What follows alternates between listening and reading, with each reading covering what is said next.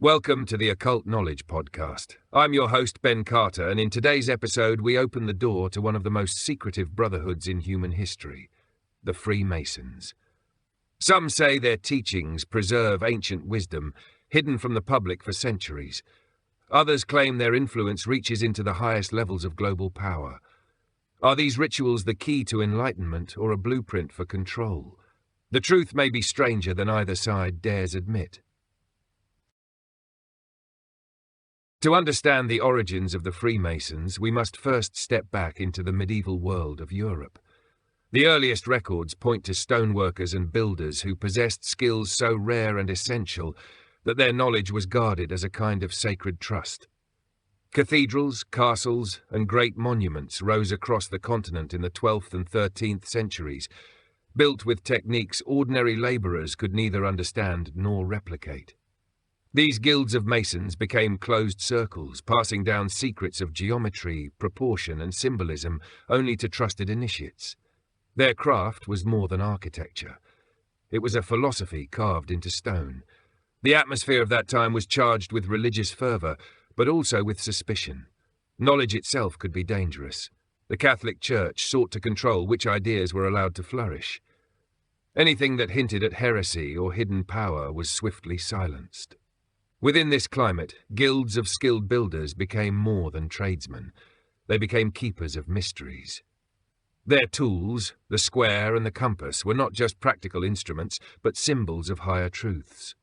The work of cutting stone became a metaphor for the shaping of the soul. By the 16th and 17th centuries, the guilds had shifted. The need for massive cathedral construction had declined, but the allure of secret brotherhoods had not. The Masonic lodges began admitting men who were not stoneworkers at all, but thinkers, philosophers, and nobles drawn to the promise of hidden wisdom. This transition marked the birth of what we now call speculative Freemasonry. Its focus moved from the literal building of monuments to the symbolic building of character and society. The lodges became sanctuaries where esoteric traditions could be preserved. Ancient wisdom, drawn from sources as varied as Egyptian mystery schools, Jewish Kabbalah, and Christian mysticism, was said to be woven into their rituals. At a time when questioning the established church could mean imprisonment or death, the lodge provided a space where new and old ideas could be shared under the cloak of secrecy. The very structure of Freemasonry, with its layers of degrees and carefully staged initiations, created both a hierarchy of knowledge and a strong bond of loyalty. The political climate of the Enlightenment further shaped the Freemasons' identity. In an age of monarchies and empires, the lodges attracted men who dreamed of liberty, equality, and the pursuit of knowledge without chains. Some historians point to Masonic lodges as breeding grounds for revolutionary thought. From the American colonies to the upheavals in France, whispers of Masonic influence can be found wherever the old order trembled. It is here, in this complex web of secret knowledge and political change, that the question arises. Were the Freemasons truly guardians of a timeless wisdom meant to uplift humanity? Or were they already laying the foundation for networks of hidden power that would operate beyond the reach of kings and churches alike? The question of what the Freemasons discovered and why their teachings have been veiled in secrecy lies at the heart of their enduring mystique. The rituals of initiation, preserved for centuries, are said to contain fragments of knowledge drawn from ancient civilizations. References to the building of Solomon's temple, the lost wisdom of Egypt, and the sacred geometry of Pythagoras are woven into the fabric of their ceremonies. Initiates are told that these allegories represent not merely stories, but instructions for aligning the human soul with cosmic order. The symbols, from the all-seeing eye to the blazing star, hint at truths hidden in plain sight. The secrecy surrounding these rituals was not accidental. Throughout history, authorities have feared movements that preserve knowledge outside their control. Religious leaders, in particular, viewed Freemasonry with suspicion. The Catholic Church issued repeated condemnations of the Brotherhood, beginning in the early 18th century, accusing it of heresy, blasphemy, and subversion.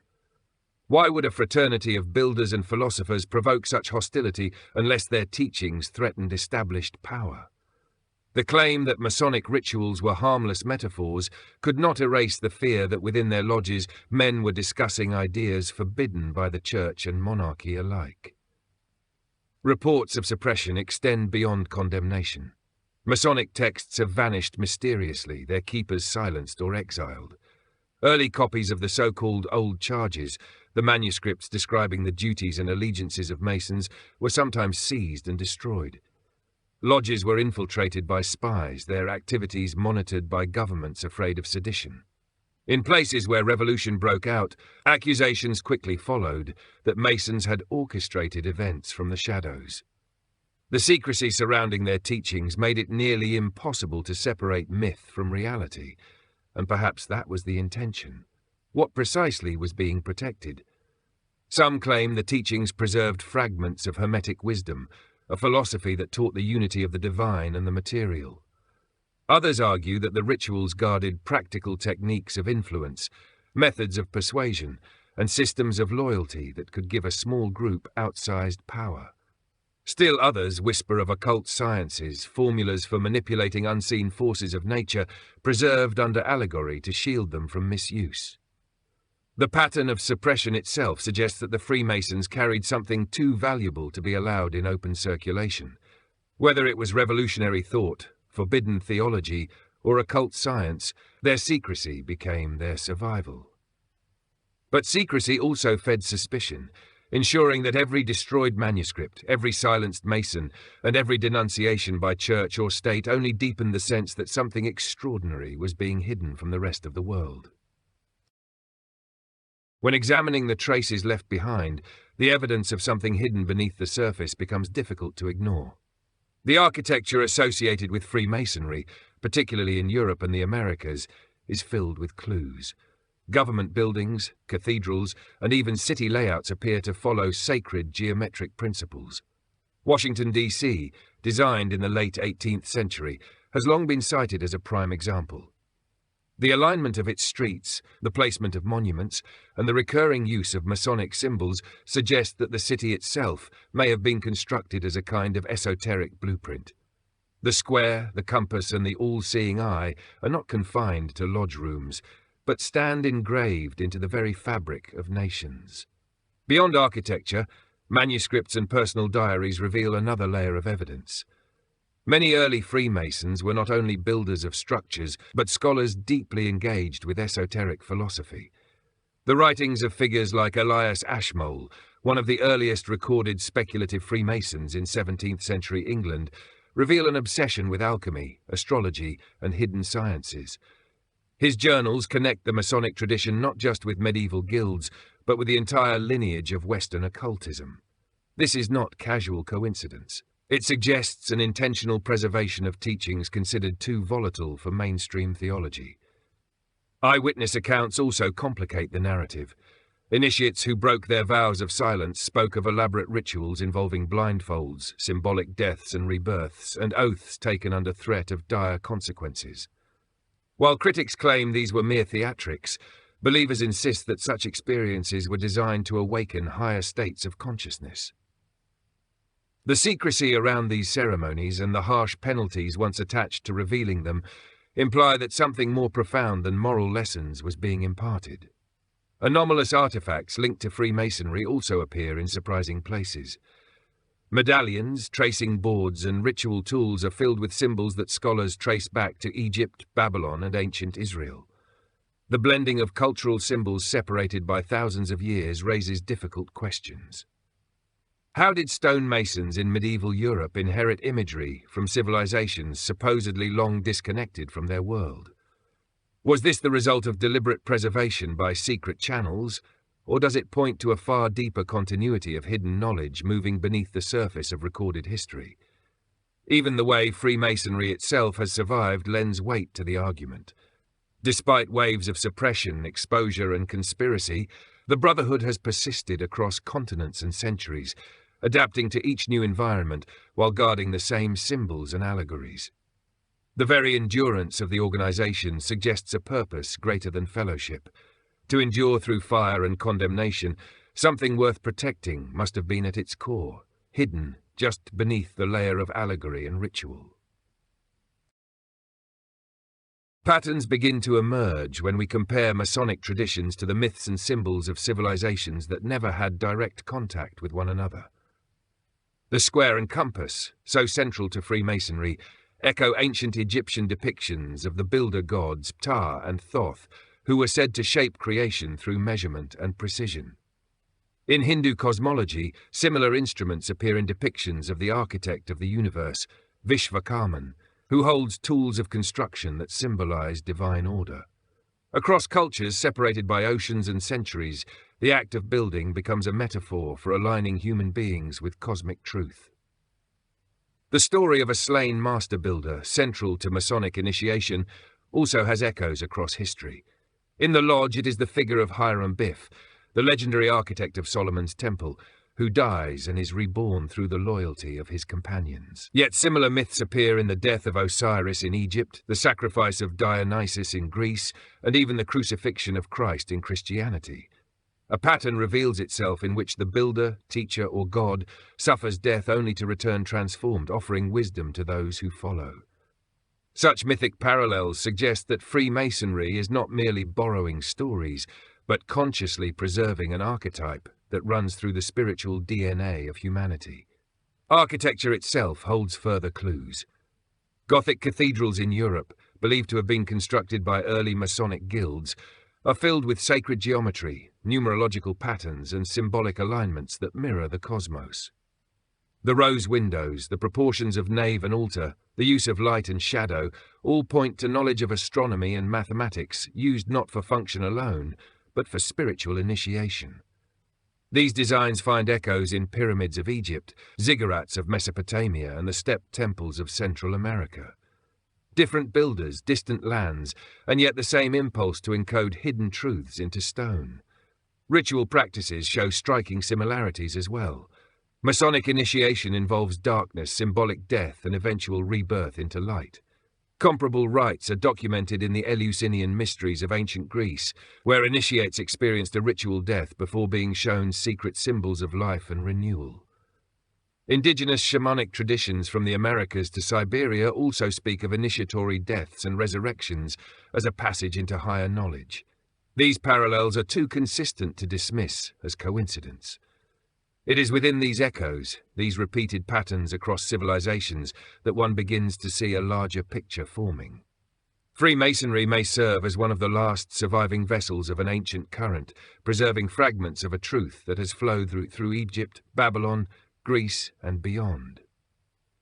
Whether this current represents universal archetypes of the human psyche or the survival of an actual ancient knowledge system remains a question. But its presence across time and culture suggests that the teachings of the Freemasons reach back into a tradition far older than medieval guilds, perhaps as old as civilization itself. The way institutions have responded to Freemasonry reveals as much as the rituals themselves. For centuries, religious and academic authorities have sought to frame the Brotherhood as either harmless fraternities or dangerous cults, often with little nuance in between. The Catholic Church issued some of its earliest bans in the early 18th century, labelling the Freemasons as heretical and accusing them of conspiring against faith and authority. Papal decrees warned the faithful that joining a lodge meant spiritual ruin. The intensity of these denunciations raises questions. If Freemasonry were only symbolic play-acting, why would the most powerful religious institution in the world see it as such a threat? The academic world has often taken a similarly dismissive stance. Historians tend to explain away Masonic influence as exaggerated conspiracy, insisting the lodges were simply private clubs where Enlightenment ideals of reason and fraternity could be exchanged. They admit Freemasonry provided networks that connected thinkers, politicians, and revolutionaries, but deny any deeper occult significance. Their explanations often stop at coincidence, treating the recurrence of symbols and myths as harmless borrowing, without asking why these borrowings appear so consistently, or why secrecy was so fiercely guarded. The problem lies in the boundaries that official scholarship places around acceptable inquiry.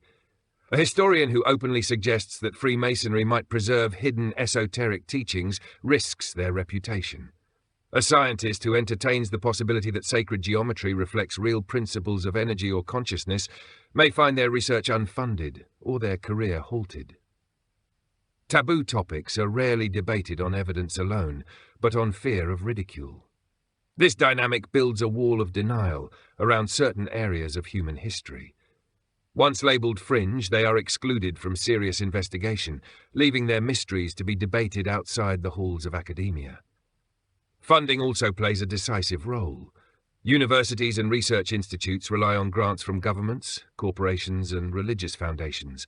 Topics that challenge the authority of those very powers are unlikely to receive support. If Freemasonry is linked to revolutionary movements, to philosophies that empower the individual over the institution, then research into its occult dimensions could be seen as destabilizing. It becomes safer to dismiss the subject than to confront it. This wall of denial does not erase the evidence. Instead, it creates a paradox. The more that authorities ridicule or suppress inquiry into Freemasonry's deeper meanings, the more people suspect that something vital is being hidden. The persistence of secrecy, the continuity of symbols, and the weight of centuries of condemnation all suggest that behind the official explanations lies a body of knowledge too disruptive to be openly admitted.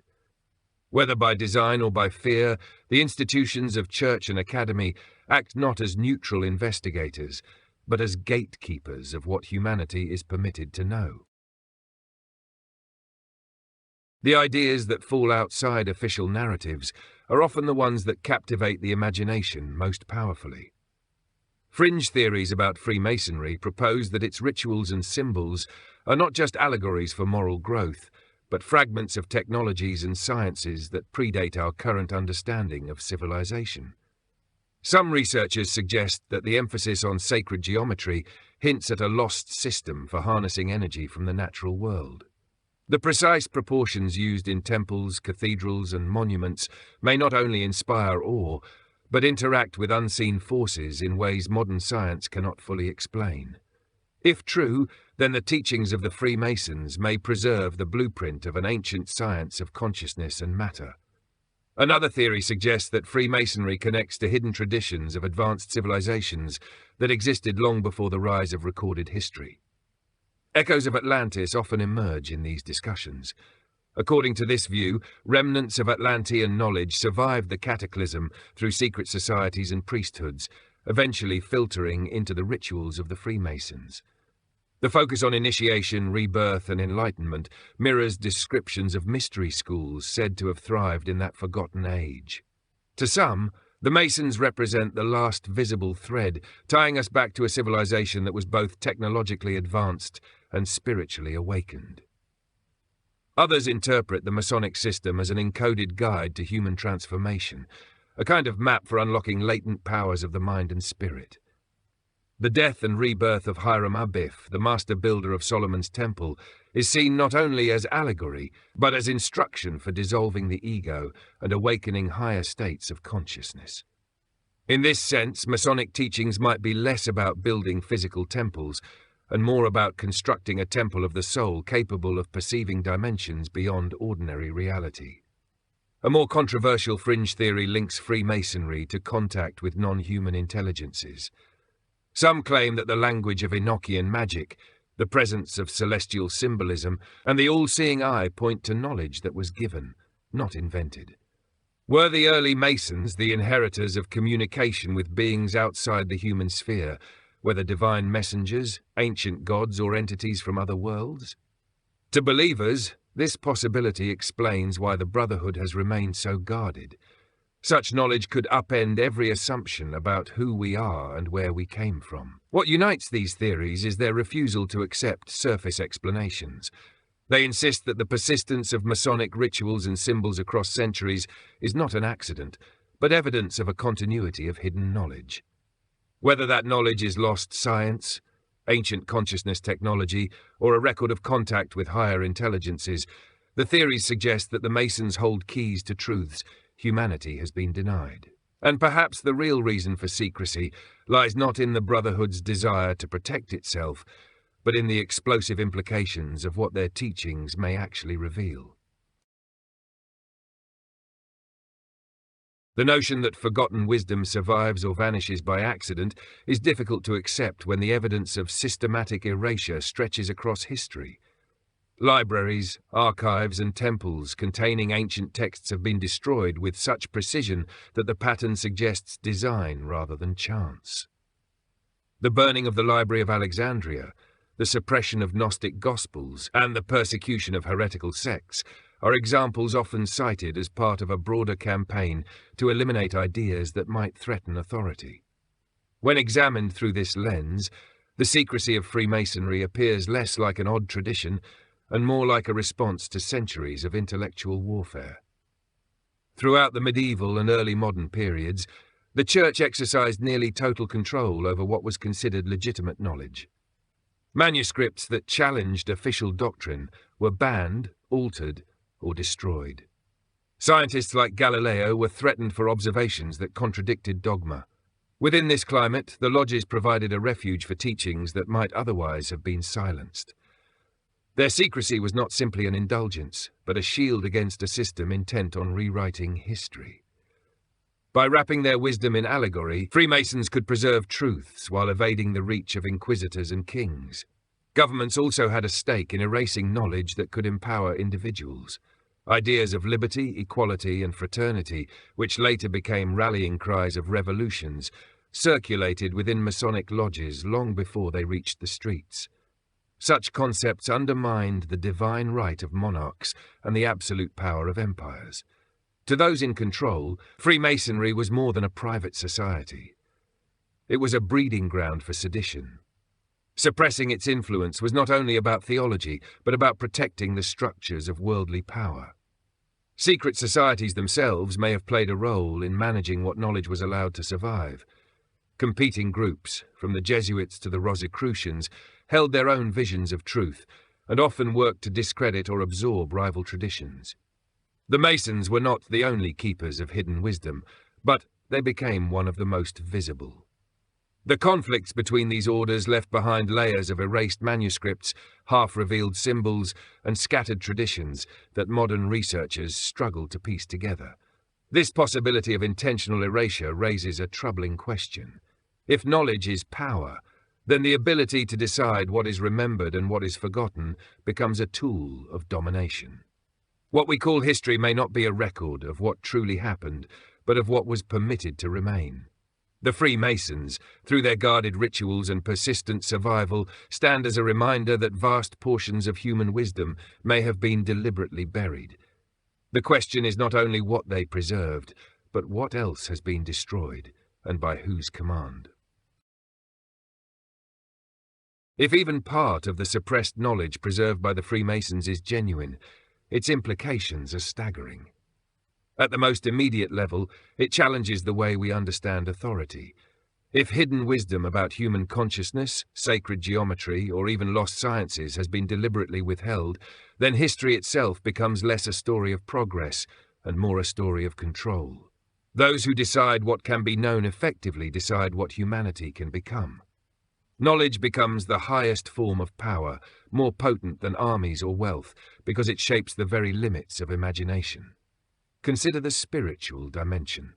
If Masonic allegories truly encode teachings about inner transformation, then humanity may hold within itself untapped potential capable of awakening higher states of awareness. The temple described in their rituals is not merely an ancient building, but the human soul itself. If that is true, then every individual has the capacity to construct their own temple of wisdom, independent of churches, monarchs, or external authorities. Such a realization could shift power dramatically, taking it from the few and placing it in the hands of the many. This alone would explain centuries of hostility toward the Brotherhood. On a cultural level, the implications stretch further. If architectural symbols and city designs were consciously created to harness or reflect hidden energies, then the very spaces we inhabit could influence our minds and societies in ways unrecognized by mainstream science. What if monuments, government buildings, or even urban layouts function as more than symbols, but as instruments of unseen influence? The idea may sound speculative, yet the consistency with which sacred geometry appears in both ancient and modern structures suggests an intention too deliberate to dismiss. The possibility of lost civilizations casts the implications into an even broader light. If Freemasonry truly preserves fragments of Atlantean or pre-Diluvian knowledge, then human history is far older and more complex than accepted narratives admit. Our understanding of origins, of what civilizations achieved, and of how catastrophes reshaped the world would need to be rewritten. Humanity might not be climbing toward progress from primitive beginnings, but recovering slowly from forgotten heights. At its deepest level, the knowledge said to be preserved within Freemasonry points to sovereignty of the human spirit. If individuals can awaken, construct their inner temple, and perceive the hidden order of the universe, then they no longer require intercession by church or state. The implications are revolutionary. Control through secrecy, suppression, or fear loses its hold when people discover that the greatest power is already within them. This is perhaps the most unsettling truth of all, for it undermines every system built on hierarchy and dependency. If the veil were ever torn away, society itself would have to confront the reality that humanity's destiny has been shaped not only by what we were told, but by what we were forbidden to know. The Freemasons remain both guardians of mystery and targets of suspicion, their presence woven through centuries of history, yet never fully understood. To some, they are a fraternity of builders who simply carried forward allegories of moral conduct. To others, they are the inheritors of ancient sciences, spiritual technologies, and cosmic truths carefully concealed in ritual and symbol. The endurance of their order, despite centuries of condemnation, secrecy, and accusation, hints that something of value lies at the heart of their tradition, something that has survived inquisitions, revolutions, and modern skepticism. What becomes clear is that Freemasonry is more than it appears. Whether as a vessel for esoteric wisdom, a network for revolutionary ideas, or a subtle architecture of influence, its teachings continue to provoke wonder and fear. The very symbols that decorate their temples and tracing boards now cover currency, monuments, and institutions of power. The square and compass, the all-seeing eye, the unfinished pyramid, these images confront us daily, reminders of a hidden current running beneath the surface of ordinary life. Are they benign emblems of fraternity, or signals of a deeper influence shaping the world unseen? Perhaps the most haunting aspect of the Freemasons' legacy is the paradox it represents. If they are keepers of wisdom, why conceal it from humanity? And if their secrecy has been exaggerated, why has that secrecy been maintained so fiercely for so long? Every destroyed manuscript, every whispered accusation, every symbol carved into stone without explanation feeds the sense that history is incomplete. What is omitted may be as important as what remains. In the end, the Freemasons embody a timeless struggle over knowledge itself. Who has the right to seek it? Who has the power to preserve it? And who has the authority to decide what must remain hidden?